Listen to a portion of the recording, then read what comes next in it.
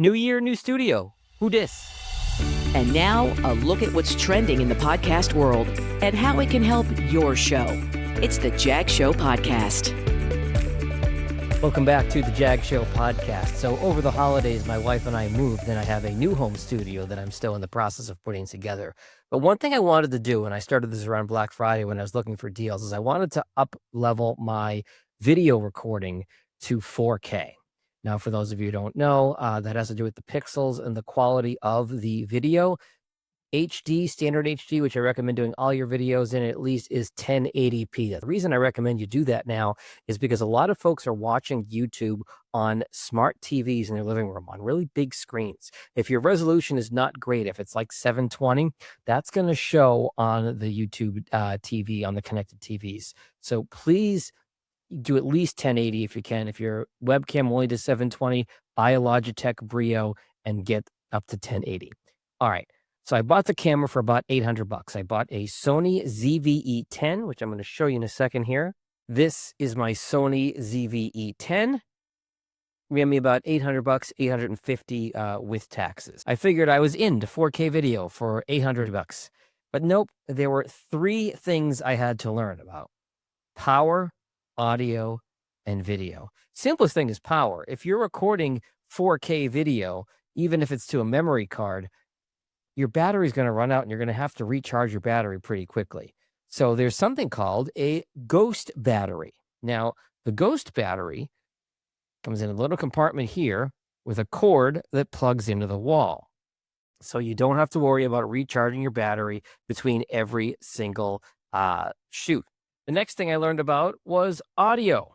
So after some research and watching a lot of YouTube, the two most common microphones people tend to use on video are DJI and Rode. As you know, I love Rode. I have a Rodecaster that I'm recording on right now, this little guy right down here. But I bought the Rode Mini. These are the little mics that clip on, and they even come with fun little windscreens. If you're outside, you can put this fuzzy little guy right on there. Now, the thing is, I didn't do enough research before I made a purchase. I just bought the Rode microphones and figured no problem. They come with this handy dandy little receiver right here that plugs in by USB-C to either your phone or your computer. Perfect. Well, that's great, except if you're using a 4K camera. It doesn't have a spot to plug into the 4K camera. So I had to return the $80 Rode Wireless Micro and get the Rode Wireless Micro with the camera adapter. So as you can see up here on top of the camera, this little guy slides into the top and has an audio into the camera. So the same thing, you wear the transmitter, it picks it up on that receiver that slides into the camera and then plugs into your camera. So that's how to work the Rode Mini if you're going to use a camera.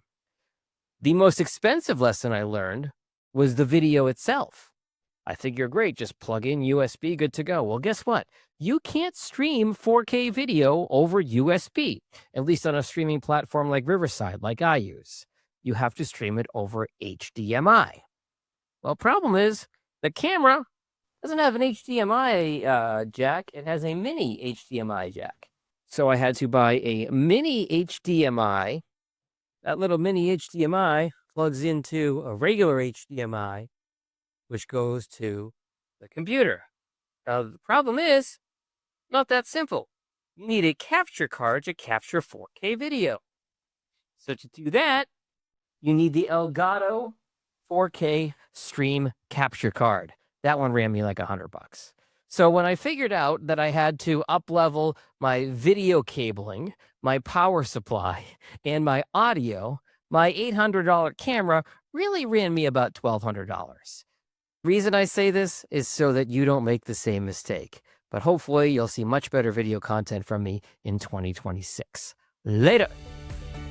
Feel free to share this episode with someone who might enjoy it. And for help starting a podcast or improving your current show, find JAG online at jagpodcastproductions.com.